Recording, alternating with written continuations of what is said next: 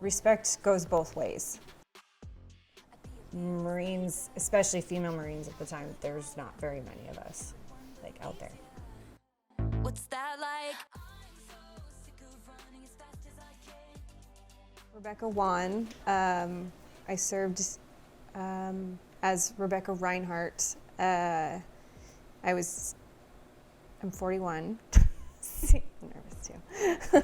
I'm 41 and I served in the Marine Corps. I grew up in Western Washington, okay. Auburn, and, well, Kent, Auburn area, and kind of like next to a small mining town. And I had a pretty great life, very active with my family. My parents were supportive. I grew up actually in the Masonic youth organizations. So my dad was a Mason and my mom was an Eastern Star, and I joined those organizations. So I was super busy with that. Did athletics in high school, but majority of my young life I was very involved in those organizations. So I didn't think to ever join the military. My sister was the one who played with, like, who did all the tomboyish things, and I was the one who played with dolls, and then she ended up joining a sorority, and I ended up joining the Marine Corps. How that works, I don't know. So, but I never really thought the military was where I wanted to go growing up until after I graduated. Actually, I wanted to be an art student, so I wanted to do photography. I wanted to move down to California, get out of Washington, go to a really good art school, but I didn't do well in high school. So I struggled with my grades my senior year. So it was to the point where I couldn't get scholarships. I couldn't have been accepted into a college. I barely graduated. So because I didn't apply myself. And then kind of led me to the other route of what do I do with my life after graduation. 9/11 did happen my senior year. So a lot of my friends, they were all joining the military. And because I went about a year after graduation not doing, just working and basically in like a rut. Didn't know what I was doing with my life, couldn't get into college. So I just needed to get out. I just needed to escape, basically. It wasn't because I needed to escape my family, it was just more of like I needed a change in my life. And it turned into, like, my dad and I had an argument about something, and then he ended up, well, then why don't you just join the military? And I said, fine, I will. And so then I went to the recruiter station the next week. The transition was interesting. You show up to boot camp, you don't know what to expect. You know the Marine Corps is the hardest boot camp, and no one could ever really prepare you. Yeah. You have drill instructors screaming in your faces. It's like a whirlwind of 48 hours of you don't know what's going on and what you're doing and everything. Lack of sleep, lack of food, all the things, because they're breaking you down, basically. And it was an interesting transition. I met my drill instructors on my 19th birthday. So yeah, you don't ever tell your drill instructors that it's your birthday ever, because you'll get in trouble. So, but yeah, so the transition was, the Marine Corps, I can't say anything about anybody else, but I know the Marine Corps was definitely, they break you down to build you back up. And so there was a lot of times where my confidence was so low, like, because I was like, what am I doing here? I'm a girl. I didn't know if I could physically do it. You have to pass like a physical test at the very beginning. I didn't pass the sit-ups, so I didn't get 100 sit-ups in, I think it was a minute or something, 2 minutes. I don't remember what it was, but yeah, so I didn't get the amount of sit-ups that I needed. And so I was basically like on remedial. So it was because I passed the other two. I passed the run and I passed the arm hang, but I didn't pass the sit-ups. But that means just they had to work me to get to where I needed to be. So yeah, it was hard mentally more than anything. So when you're comparing to how many guys we had, because I went to Paris Island, now they have girls in San Diego, but there was only the one place that girls would go, and that was Paris Island, South Carolina. And we graduated next to, didn't say we ever like did any boot camp with the boys. We graduated 2 platoons. So we were Papa Company, and we had, it was 4,008 and 4,009 were the numbers. And then you had, how many guys? There's maybe easily like 8 platoons, I think, of guys. And we had 30 people in each platoon, I think. So, and we were small. So guys would have like 50 in a platoon. So, I mean, that kind of tells you Marines, especially female Marines at the time, there's not very many of us like out there. I think the structure was what made me who I am today. I think that it almost like took, like I said, they kind of, it seemed like I was able to focus.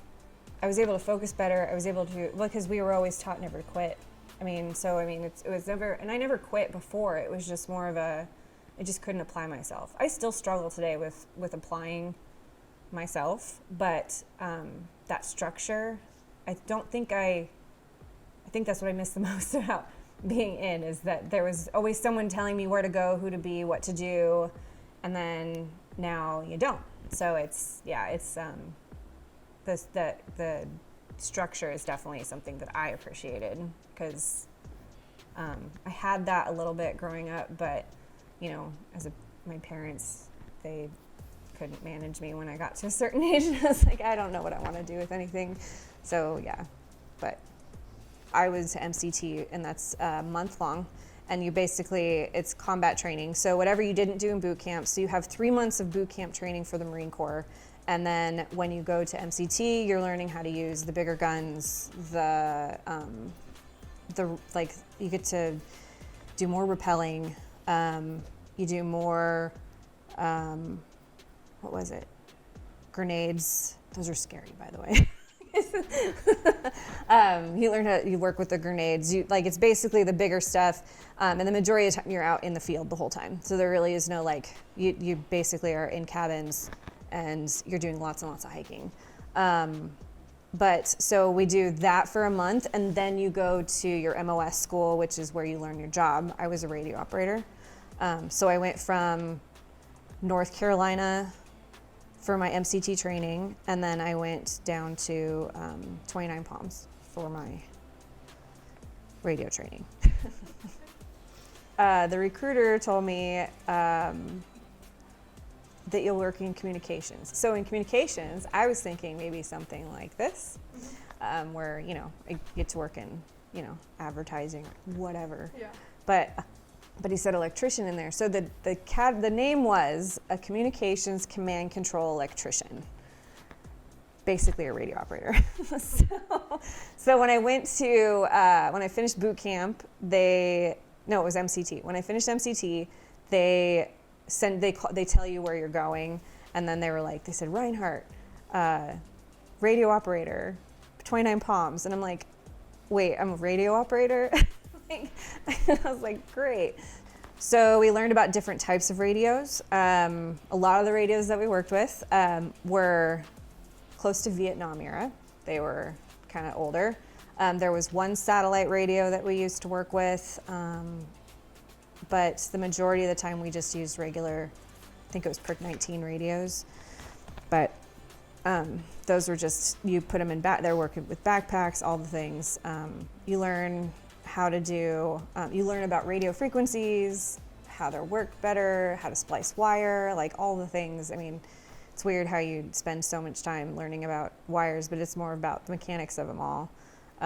We didn't fix them, so we were the ones that broke them, and we had people who fixed them. But we still had to learn how to fix them if we needed to fix them in a pinch. But so we learned how to speak over the radio, all the things. But yeah, I was in Iraqi Freedom. So I was in Iraqi Freedom 1-2 and 5-7. So I was served in 2003 No, 2004, and then I served in 2005, or no, 2006. Like, yeah. So actually, in boot camp, I was there from January to April, and the official war had been announced March 20th. I don't remember the date from boot camp, but I just know that that's the anniversary of the war. So the war was official in March 20th, and the drill instructors, my senior drill instructor, came out and announced that to us in boot camp, that the war is official. I mean, we already had, the 9/11 had already happened in 2001. I graduated in 2002, so all that was already going down, and we were already invaded Afghanistan. But when I was in boot camp, we learned about the war and what was going on. So then every once in a while, like on a Sunday, when we were able to like write home to family and stuff like that, they played the news for us. So we were able to kind of see what was going on in the world, being that we were basically going to be a part of whatever that was once we got out.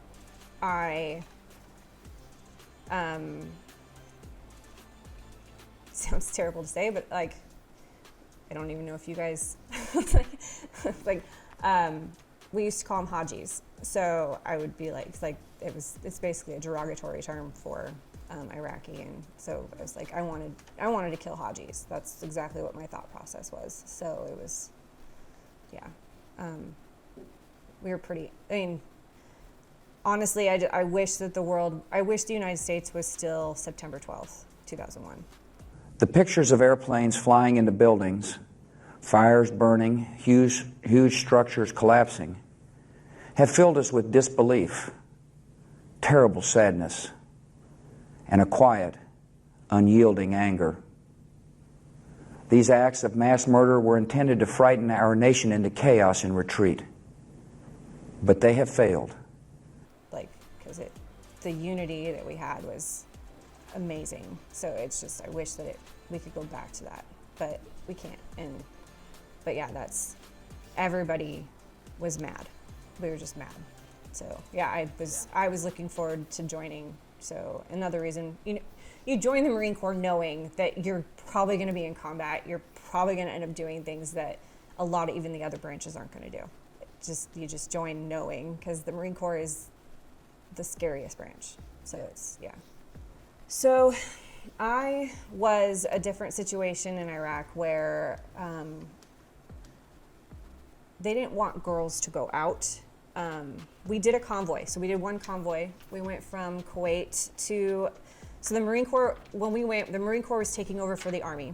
So when we went in there to replace the Army, we had to get all of our vehicles ready and down to the shipyards and in San Diego. So I was in San Diego at the time. And so we had to get them all down to the shipyards, and we transferred them onto there. Then they had to ship them all the way to Kuwait. And then we eventually had to take a 3-day trip from Kuwait to Iraq. Our vehicles aren't armored. Like if you watch in the movies now, the vehicles are armored and they're like hard doors and all those things. We had to make sandbags and put them in the bottom, and we had canvas doors. So they weren't hard doors, they were canvas doors. They were just a regular Humvee, and the only hardening we had to do is we literally just covered the floor with sandbags to keep us safe. I mean, no, didn't keep us safe. The smell, like you fly in there and there is a distinct smell that it smells like burning. It's like burning shit. It's terrible. It smells horrible there. The sand is like flour. So like if you step down in it, we called it like moon dust. So it just kind of like puffed up. And yeah, it was just that whole it was like a reality check that, okay, I'm not home anymore. And so we would go there, and then we knew that, I was showing you a picture of the Iraqi kids when we were traveling to Iraq. The kids would come running out, and you don't know if those kids are good or are they bad, so you have to just keep driving.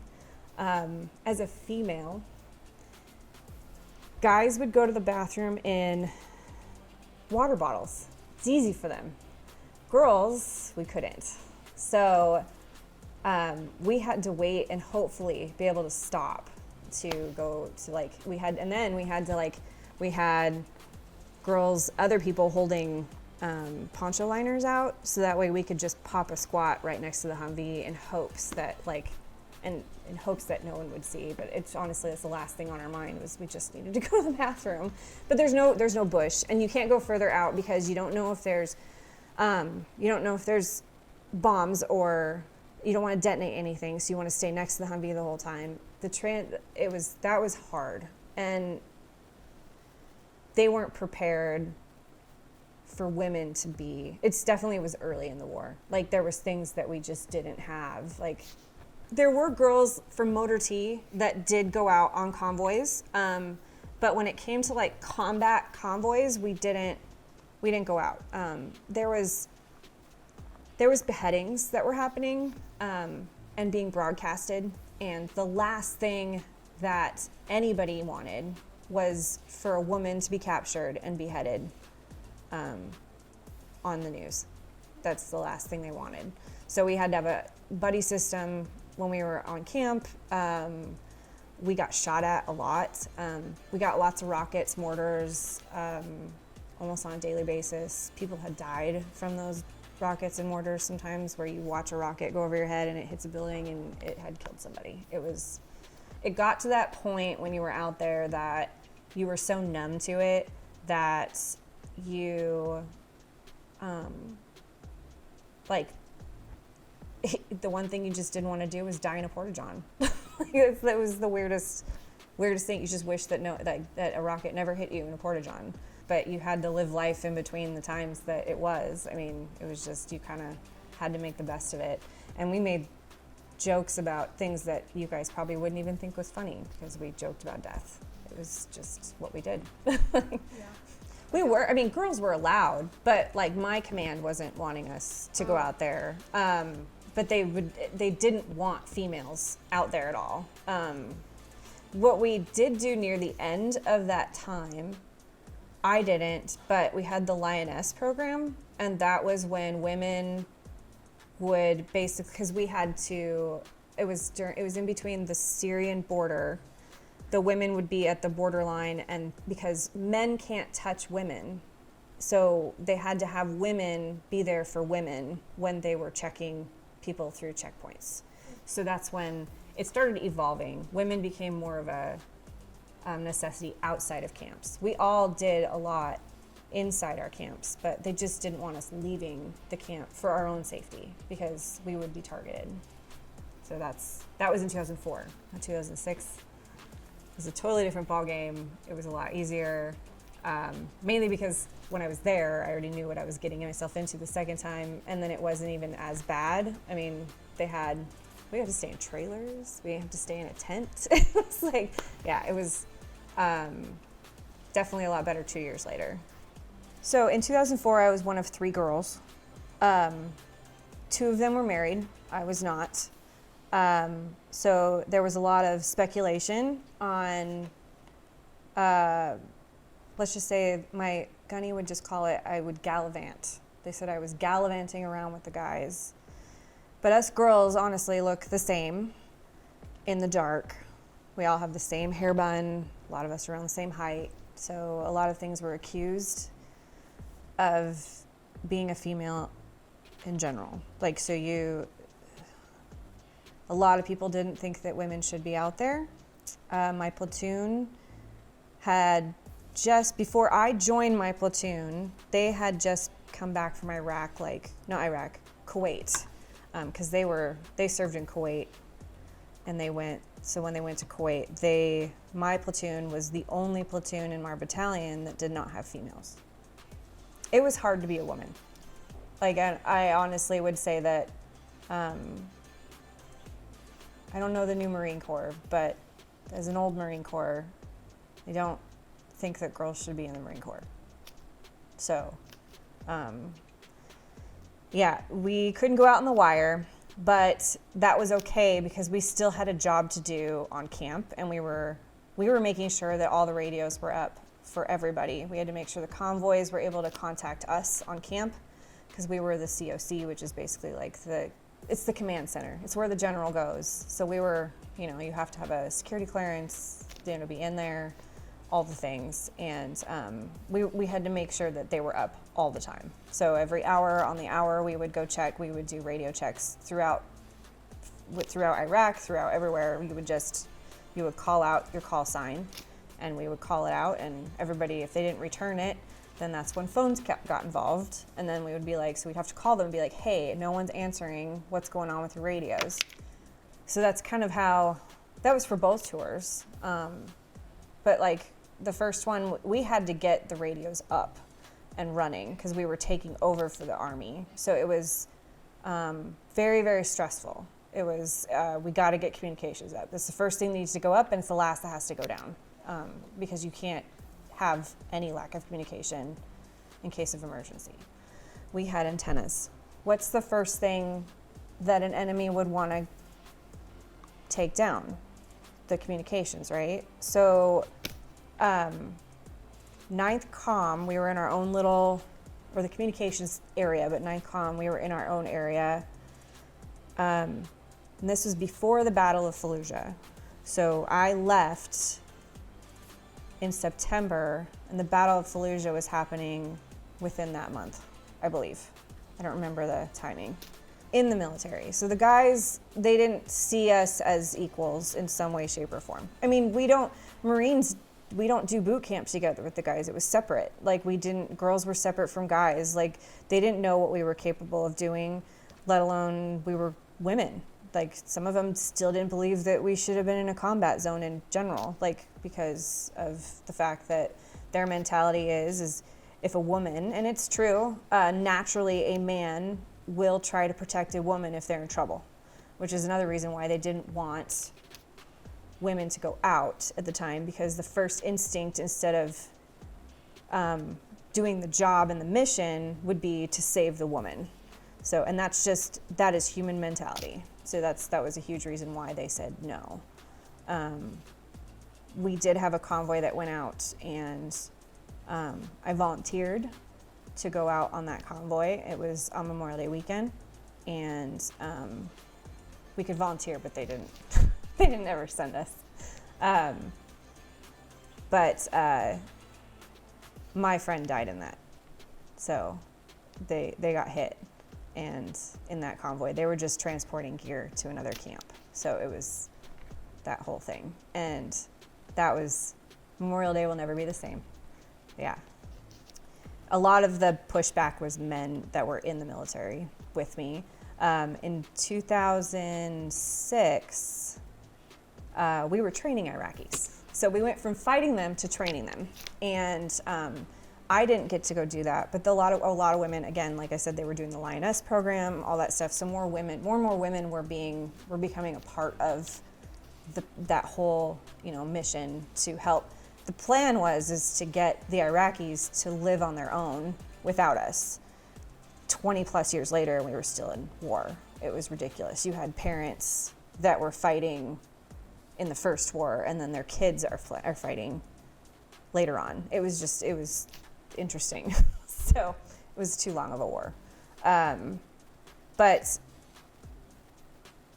Iraqi men do not see women as equals. Like they don't. It's how women are treated so differently there, that I drove up to get to the other camp, like I went out to go drop some gear off at like one of the outskirt camps, it's just right out there. And an Iraqi was guarding the gate, and he looked at me and said, "Thank you." And that was like where my thought process switched from they're no longer enemies. And you always have to be on alert, but like for the longest time, because I never had the interaction, I always hated them. And then it turned into, it like switched. Like that was just the moment that I just realized, oh, so we're here. It's a totally different mission now from what it was 2 years ago. the more in rank that I had, obviously, and the more you're respected, the longer you're in, the longer people know you. It's it's kind of like you have to show your worth. And because they all knew me, I didn't have to show my worth to anybody. They all, like, you know, when you get promoted, I mean, yeah, you automatically get the respect that you deserve but I also learned from this is that respect goes both ways. So once I got higher in rank, you know, I'll respect you if you respect me, like, type of situation. You disrespect me, I disrespect you. But you either, as a woman, this sounds terrible, you're either a bitch, a dyke, or a slut. Those are the three things. I wasn't a dyke, which means I wasn't gay. But at the time, the don't ask, don't tell thing was a thing. So we knew who was gay, we knew who wasn't. But didn't want to be a slut. Like, no one wants to be a slut. And then, so I went the bitch route. And interestingly enough, my husband, when he first met me, thought I was a bitch. So obviously I was doing something right. But it's because automatically when I first got in, they assumed that I was a slut. And so I had to change their perspective. And so I wasn't always the nicest person, like, at all. Like, I actually wanted to be a drill instructor just so I can mess with people's heads. But, yeah, it's really hard to explain. You just know the ones that just, they're just like, you're a woman. They don't want to listen to you. Like, so you have to almost do better than them. So you either have to know your stuff. I was always physically hurt. Like, I had knee problems and all that stuff. So physically, I always had a hard time getting that respect. But like when it came to like PFTs, but boy, I could run a boots and utes run better than anybody, which is boots and utes is where you're wearing boots and then you have your cami bottoms and then the t-shirt. It's hard to run in those boots, but I could always, it's funny, those guys would fall back and I'd be the one that kept up, which was pretty amazing because I'm not that great at it. Yeah, you almost had to be smart. You had to know your stuff. You couldn't be dumb, basically. So you had to work. I think being a female, you had to work harder to get the respect that you deserved. In 2006, though, so we get back from Iraq at the end of 2004, and we get dropped 10 girls, 10. And I was, at the time, going to become a corporal, so I ended up and I lived in the barracks, so I wasn't married.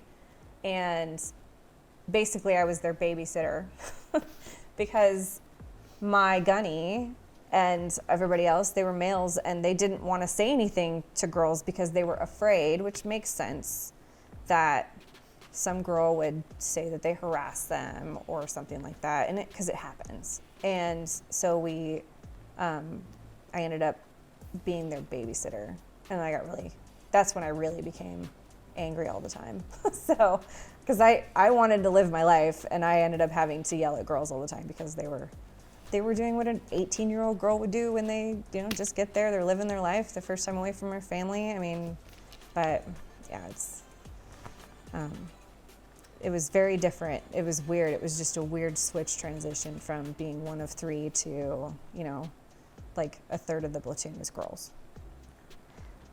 It was stressful. Like, it was always stressful no matter what. But I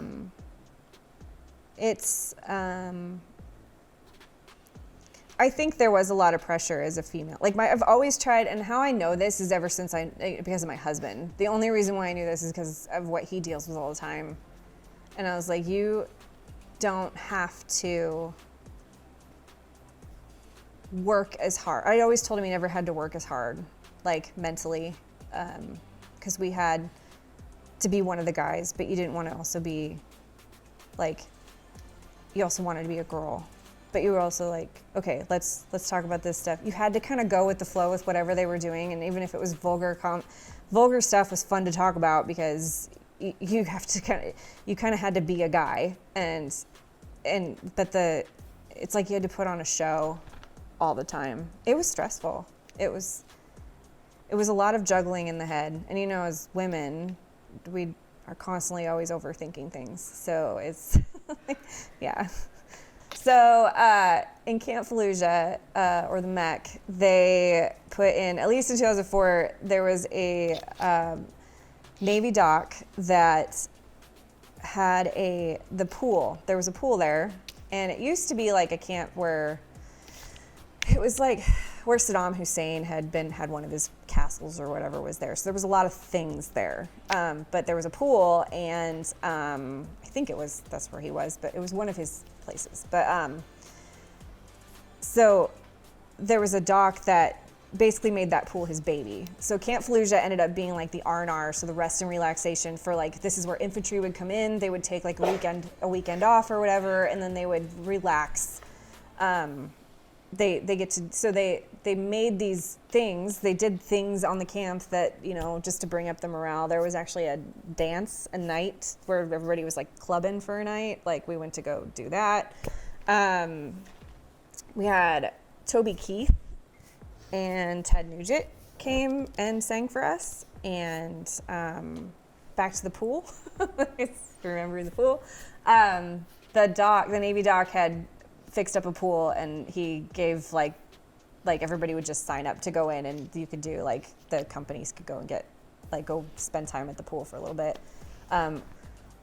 Us girls like to tan, so we used to go like climb up the buildings, and we would go tan on the roof. But like I said, we were constantly getting shot at, and we would do these random things because you know what? Life is short. Like, it's basically what it was. It was like, if you were going to get shot, you were going to get shot. It was like you were meant to be. It was just your time. So that was kind of our mentality, is why worry? Because it's something that we can't control. But it was like sitting ducks. But yeah, I was ready. I was already met my husband in 2005. We got engaged right before my second deployment. We didn't want to get married until after I got out. And he did the year tour, and I stayed out for the 6 months because we were in the same battalion. And we were like, if we can get through the 6 months apart, we can get through anything. So it was kind of that whole thing. So we didn't want to like jump to getting married until like later. So we had like a year-long engagement. But the bad outweighed the good, but there's a lot that I miss about it. So I was ready for it. I was ready to be done. And plus, being that I was getting married to a Marine during wartime, we wanted to have a family. It's very hard when both of you serve type of situation. It just wasn't for me to stay in. There's lots of partying that happens afterwards. And especially when you live in the barracks and you're single. I mean, barracks are just like dorm rooms. So you just everybody hangs out. A lot of celebration. It's like a life celebration. It's just like, it is what it is. You enjoy that time that you're off, and coming home, I mean, when you're talking the difference between Vietnam and now, people were proud of what you did compared to that. But like in 2004, we had Vietnam vets greeting us when we got back at March Air Force Base. And they were like, hey, join the VFW. And they also discussed PTSD. So we haven't even experienced, the stuff that we experienced, our brains hadn't processed it yet. So it was like, yeah, we had a great time, but then you don't realize that the adrenaline rushes that you had in wartime are not quite as great when you're at home. Like you don't go speed a car around, doing dumb things, but you did, but you don't realize why you're doing it. And so the Vietnam vets were definitely there at the beginning to we would have we would go sit in like the movie theater, and they would sit there and do a speech, and of course we'd be like, okay, this old man's not like whatever, like that whole thing. But giving it after I got out, I realized that I had some serious mental health issues. So anger was my big thing. So I was very, very angry at life in general. Just people pissed me off. Everybody pissed me off. My fuse was so short. So it was just, the transition, first time we were very much supported to make sure that we were being supported. The Vietnam veterans were there to help us. And then the second time, we'd been in a war for a few years now that, it was, people were there to greet us. We got, family. We told family that it's interesting because you can't tell your family what day you're coming in for safety reasons until you're in the United States. So like, it's very hard. So you'd say you're coming in at this time. But so they would come and stay in California. But the second time, my brother was in the Marine Corps, and he was actually in Camp Pendleton, and he met up with me, and that was nice. When family's greeting you, it's a great feeling. But yeah, I think once you're out, there is something about it's not a job, it's a lifestyle, and it's a family, and especially when you have been through trauma together, there's something there that, I became their little sister or their big sister, or, I still refuse to remove any of them from a Facebook as a friend. We all are going through our demons, so like I was lucky to have my husband stay in, because then I was still able to have that connection to the Marine Corps until he retired in 21 years. I mean, he did 21 years. So that was a little different. I didn't completely detach myself from it. I still was able to go to a Marine Corps ball. There's tradition. There's just something about being a Marine that, I don't know. You're the few. You're the proud. You're the Marine Corps. I mean, and then you got the females, and we're a bunch of unicorns. I mean, there's not many of us. So we all stick together. Even though it was the girls I couldn't stand more than anything. Actually, it was the girls that had more of a stigma on girls than anything, because they were the ones that labeled you. But I miss the connection. There's just, even if we didn't serve in a war together, there's just something about it. It's a family. That's how do you explain it? It's a family. We're a bunch of misfits. So, I could talk to a Marine that just came in and, shoot the shit with them, and we'd understand what we're talking about, but no one else would understand it. It's just, we're all a bunch of brainwashed people. So a lot had changed when I got out.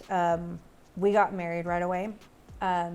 Soon as he got back from Iraq in February, we had 2 weddings. So we had one in the courthouse in February. That way, when I was getting out in April, we were able to afford to live out in town, just because he gets the extra money to have a spouse. I didn't change my name though until a little late, until I got out, because it was just, I was getting out in 2 months. What was the point of doing all that paperwork through the military to change my name when I just was gonna get out anyway? So but then we had the one basically in front of God and family, and that was in Washington in June. So we did the traditional wedding later, which was originally planned, but then we jumped to going to the courthouse in February. So once I got out, it was weird not having a mission. I think that was the hardest part. So as soon as the wedding was over, you're like, okay, what do I do now? I'm done planning something. And then my husband's mom got sick with breast cancer. And so we rushed to having a child because we were hoping that she could be alive during that time. So unfortunately, my daughter was born like 6 months after she passed away. So she didn't make it. She did make it to our wedding, but she didn't make it much time past that. But yeah, so yeah, I stayed busy. And then we ended up getting a dog. I mean, I kept doing random things. I mean, I kept the house clean. I did everything. It was so weird because I was unemployed. Like, because I was still on terminal leave is what they call it. So you do your time and you save up your leave days and then you basically go to terminal leave. So like he stayed in, I got out. So like I saved up like 2 months of terminal leave and I just lived with getting a paycheck for 2 months. And then I started applying for unemployment because you can get unemployment for a short time after that. And we just stopped. So we were on a one income home. So while it was nice to have, I didn't have to worry about the insurance portion. Like I didn't have to worry about all the extra stuff. It was already there. So I mean, like my transition was probably a lot better than someone who just got out and has to literally start over. But I at least had that cushion for myself. But I guess maybe that's why I went and got a dog and went like all those things. I needed to do something. I needed to feel like I needed a mission. I needed something to do. I couldn't just sit around. Like, maybe that's why I run my own business now, because it's a mission. I can't work for a company. I have a hard time with that. Like, there's a mission involved. Teaching was hard. The mission obviously is to get the kids to learn what they can, but not everybody wants to learn. So it was a struggle. So it was just, yeah, having a business always gave me something to aim for. So, yeah. Don't stay in one place. And if it means you come back, like especially coming from, traveling and all that stuff, there is so much more out there than just Indiana. Like there's so much more. And there's so much, just the experience. I'm not saying go to a third world country, but I feel like that we are so coddled with this, like the way our country is. It's, when you say first world problems, that's exactly what that is. We are first world and we are having problems. But there are so many things that people are struggling with outside of this country, outside of our bubble, even just out of Bunker Hill, that, educate yourself, immerse yourself in culture, and love people. Just love. That's like the one thing that I know I said like in the past, like I hated them, but just humans are humans, just love them.